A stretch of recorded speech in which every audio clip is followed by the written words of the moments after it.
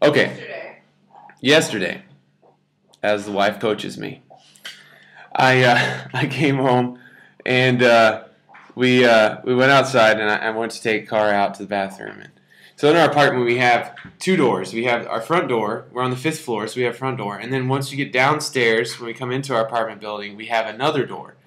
And you need keys for both. And so I shut the door, both doors going out, and forgetting my keys and my cell phone. So Heather's upstairs fixing dinner, and I have the dog, and I'm taking her out to go to the bathroom. So when we get there, we get finished using the bathroom, and then we're heading back inside, and I realize I don't have my cell phone or keys, so I don't know what to do. I don't know how to get inside. And Heather's on the 5th floor, and there's only one window facing our direction. And she wasn't looking out, so I didn't know what to do. And so anyways, so I start wandering around, just thinking that there's got to be somebody with a cell phone that I can call, right? And I was pretty sure I remembered the phone number of our cell phones, which I have a terrible memory. So anyway, I could start walking around, and I found this group of guys, and I think, okay, well, somebody in a group of like 6 guys has got to have a cell phone. Well, I walk up to these guys, and I say, Shou, and I said, I forgot my keys. Oh no, Shou, can I borrow your Shou? And they all look at me like I'm an idiot. And so obviously I'm not saying the right word or something. And then they go, Mayo, and the guy hands me a radio. Now I'm not sure what he thought I was going to do with the radio, but he hands me his radio. And I'm not really sure what he's thinking. So I'm like, well, he hands it to me and I look at it and I'm like, no, this isn't going to work. So I give it back to the guy and I'm like, oh, Shou, and I'm pointing to all of them and none of them say they don't have it. So they say Mayo.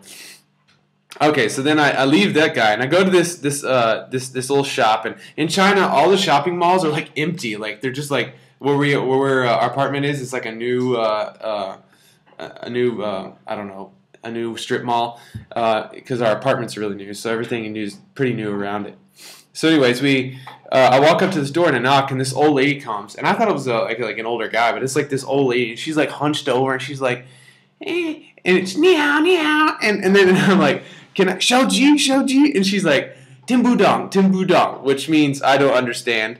And then she goes, brings me some fried dumplings. All right, so I'm asking for a cell phone because I don't have the keys to my apartment, and she brings me dumplings and points to the dog. So I think she wants me to feed the dumplings to the dog, but she doesn't give me a cell phone or anything like that. So anyway, so I leave that with a whole handful of dumplings, not knowing what to really do. So now I look like a beggar or something. I don't know.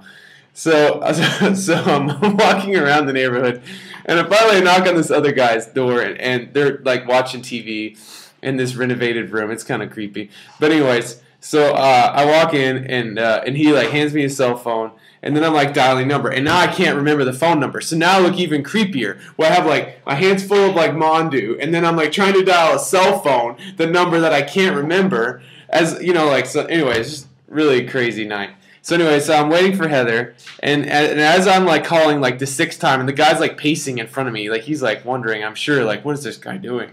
And so finally Heather's like Zach, and I'm like, oh thank goodness, because I didn't really know what to do. So, anyways, just a brief little story there. So, anyways, hope you enjoy it. It was pretty funny. All right, bye.